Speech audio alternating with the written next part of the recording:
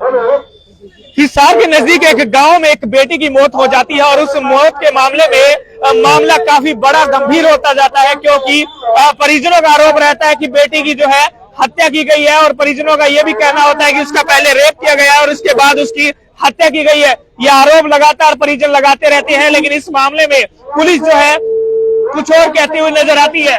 लेकिन परिजन इंसाफ की गुहार लगाते हुए लगातार मांग करते हैं और आज भी कई गांव के लोग इस समय यहाँ पर भीड़ इकट्ठा हुई है। देख लीजिए, कई गांव की भीड़ जो है इस समय यहाँ इकट्ठा हुई है और आज सभी ये इनका कहना है कि इस बिटिया को न्याय दिलाने के लिए इकट्ठा हुए हैं, एक आवाज में वो इकट्ठा हुए हैं और सैकड़ों की संख्या में यानी कई गांव के लोग यहाँ पर इकट्ठा हुए, कई ग्रामीण यहाँ इकट्ठा हुए हैं।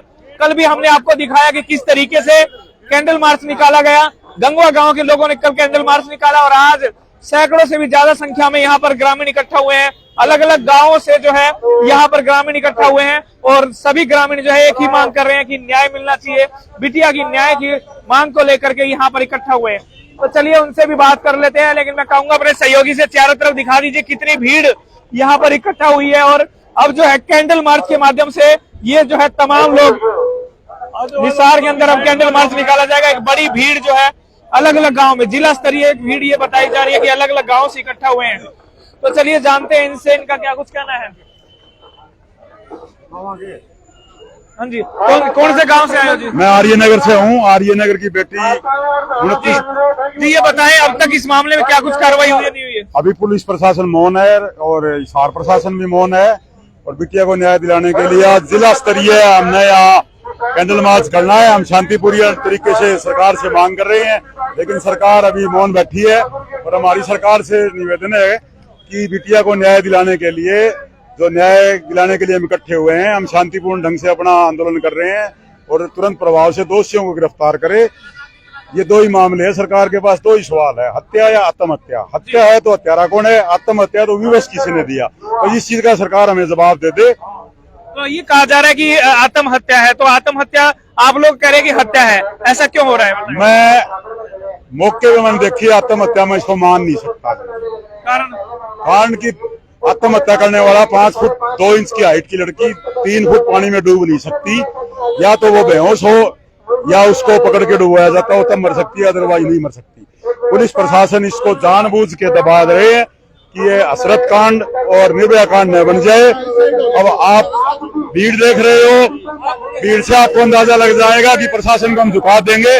अब भी हम अनुरोध करते हैं कि प्रशासन जाग जाए, अदरवाइज हम जितने शांत है उतने खतरनाक हो जाएंगे और सरकार के लिए एक बहुत बड़ी चुनौती हो जाएगी। फिर ये मामला समझ में नहीं आएगा सरकार। क्या नाम आपका?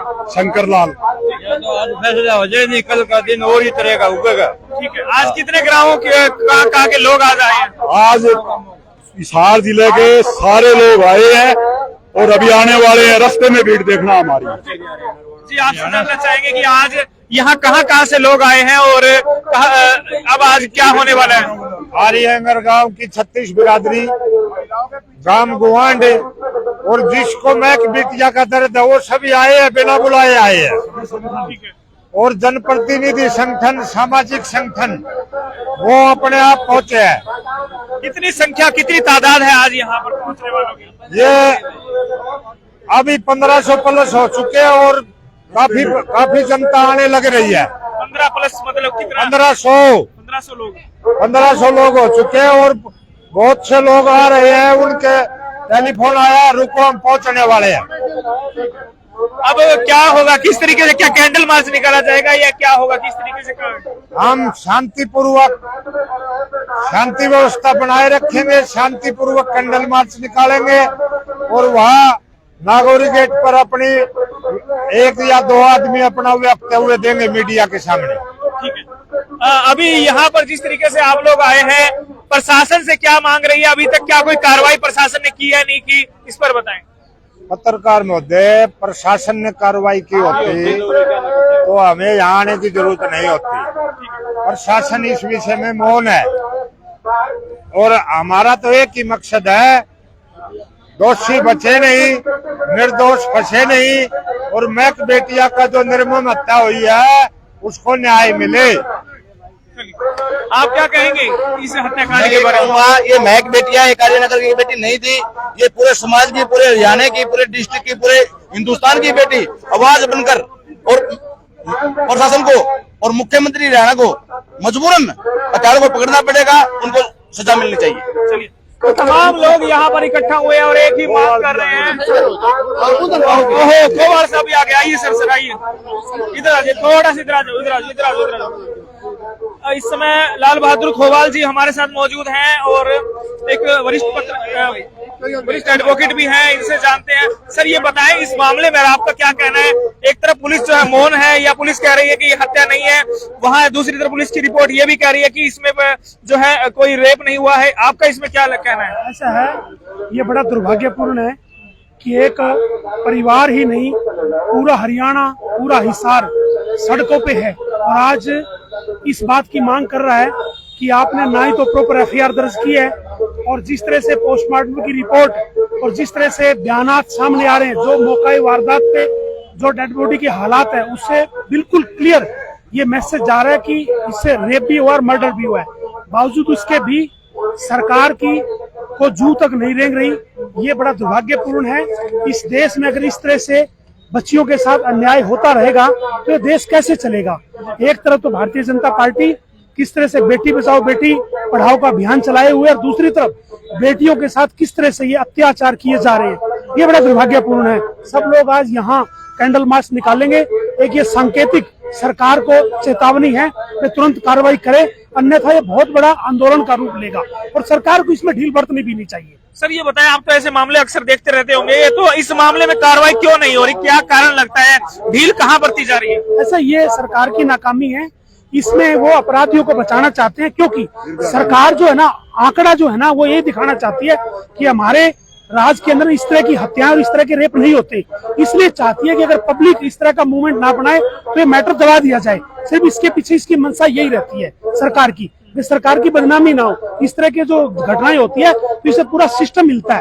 पार्लियामेंट, विधानसभा में ये क्वेश्चन उठते हैं, तो उससे बचने के लिए सरकार ऐसा करती है। ठीक है, अभी जिस तरीके से कहा जा रहा है कि विस्तार रिपोर्ट आने के बाद क्लियर होगा, पहली और दूसरी रिपोर्ट में क्या आया है कि आपको भी जानकारी मिली? हम अक्सर रोज का काम है हमारा, विस्तार रिपोर्ट तो 6-6 महीने नहीं आती, वो एक अलग मैटर है। सरकार चाहे तो तुरंत ही मंगवा सकती, बट इसमें विसरे का कोई मायने नहीं रखता, कोई लिंक ही नहीं है विसरे से। इसका प्रेमा फैसा ही जो स्टेटमेंट फाइल को पर आता है, जो स्टेटमेंट परिवार की तरफ से आता है, उसके अकॉर्डिंग पुलिस ने ये कॉग्निजेबल ऑफेंस है। ये कोई नॉन कंपाउंडेबल या नॉन कॉग्निजेबल ऑफेंस नहीं है, ये कॉग्निजेबल ऑफेंस है।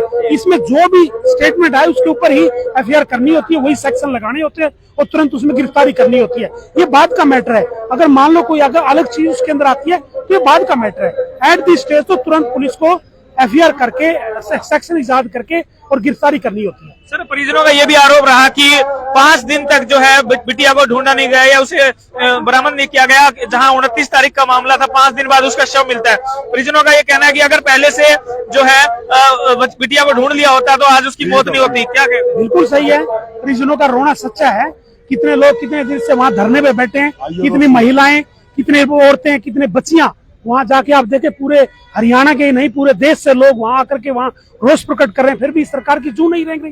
ये बड़ी दुर्भाग्यपूर्ण है हमारे लिए। तो अब इस मामले में क्या कार्रवाई होनी चाहिए, क्या मांग करते हैं? इसमें तुरंत 302, 376 का सेक्शन ऐड किया जाए और तुरंत पुलिस इसमें एक्शन ले। अन्यथा अगर ये नाकामी अगर इस तरह से कर रही है तो हाई कोर्ट के सिटिंग जज की निगरानी में सीबीआई की इंक्वायरी इसके अंदर होनी चाहिए। तो ये बताएं कि इस मामले में जिस तरीके से जो कहा यह जा रहा है कि 1-2 आरोपियों को पकड़ा हुआ है, तो क्या लगता है अगर पकड़ा हुआ है तो कार्रवाई क्यों नहीं हो रही? ये सिर्फ दिखावा कर रही है। पुलिस चाहे तो 1 घंटे के अंदर कल्प्रिट बाहर आ जाए। 1 घंटे के अंदर पुलिस अगर नियत से काम करे और प्रशासन और सरकार पुलिस के काम में कोई बाधा न डाले, तो अगर सरकार चाहे कि ये तुरंत अपराधी बाहर आने चाहिए, 1 घंटे में ये तुरंत है ना मुलजिम बाहर आ सकते हैं। जी मास्टर जी, आप क्या कहेंगे इस पूरे मामले को लेकर के? देखिए, ये बड़ा संदिग्ध केस है और ये जो जिस सर्कमस्टांसिस में ये लड़की की जो हत्या हुई है वो हत्या का केस है, ये सीधा और इसमें पूरी तरह से जांच, गंभीरता से जांच अगर करे तो अपराधी सामने आ। अब आप प्रशासन से क्या मांग करते हैं? हम कहते हैं इसकी पूरी गहराई से जांच करके अपराधियों को जल्दी से जल्दी पकड़ा जाए। धन्यवाद। तो अभी इस तरीके से आप देख पा रहे हैं कि यहाँ पर भारी भीड़ इकट्ठा होती जा रही है और एक कैंडल मार्च निकाला जाएगा और सैकड़ों की संख्या में, मैं एक बार दिखा दूं, इधर संख्या जो है वो लगातार बढ़ती जा रही है। किसी का बोलने का प्रोग्राम नहीं है, समर्थन कर रहे हैं। महिलाएं जो है वो इस पूरे मामले में आगे रहने वाली है और उसके बाद जो है मामला लगातार बड़ा बनता जा रहा है और आज बिटिया को इंसाफ दिलाने के लिए सैकड़ों से ज्यादा संख्या में महिलाएं इकट्ठा है और ये तमाम महिलाएं अभी यहाँ से रवाना होगी और रवाना होकर के यहाँ से अब इनका कहना है कि कैंडल मार्च के माध्यम से दिलाया जाए और बड़ी संख्या में व्यवस्था करवा दो। एक महिलाओं को आगे दे दो, एक लास्ट महिला को दे दो। तो देख पा रहे हैं एक बड़ी भारी भीड़ यहाँ पर इकट्ठा हुई है। कैंडल मार्च के माध्यम से शांतिपूर्ण तरीके से जो है कैंडल मार्च निकाला जाएगा और इस कैंडल मार्च के माध्यम से एक ही बात कही जा रही है कि बिटिया को इंसाफ मिलना चाहिए और बिटिया को जो है न्याय दिलाना चाहिए। उसी के लिए अब कैंडल मार्च निकाला जाएगा।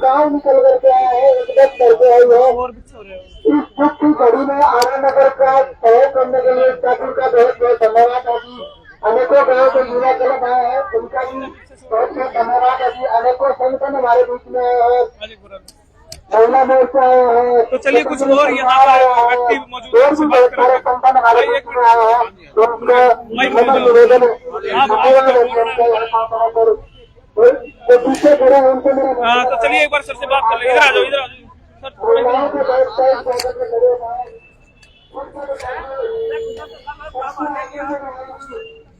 सर। इस पूरे मामले में क्या कहना है, कहाँ ढिलाई कहाँ बरती जा रही है, क्या हो रहा है इस समय? ढिलाई तो ऐसा है कि शुरुआत से ही जो पोस्टमार्टम बेटी का हुआ था उस पोस्टमार्टम में अभी तक काज ऑफ डेथ नहीं आया, डॉक्टरों ने नहीं दिया उसको। अच्छा, कारण नहीं बताया अभी तक? हाँ, कारण नहीं बताया गया कि बेटी की मौत किस टाइप से हुई है।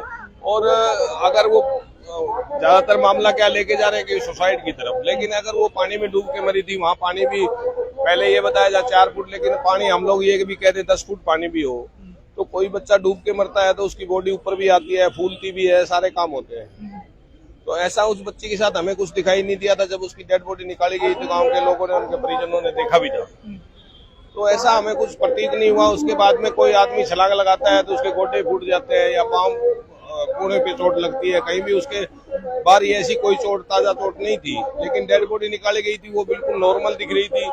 ऐसा नहीं लग रहा था कि ये डेड बॉडी जैसा पोस्टमार्टम में कहा गया कि इसका डेथ हुए 5 दिन हो गए या 96 घंटे हो गए, ऐसा कुछ उसमें लग नहीं रहा था। वो बिल्कुल नॉर्मल बॉडी लग रही थी।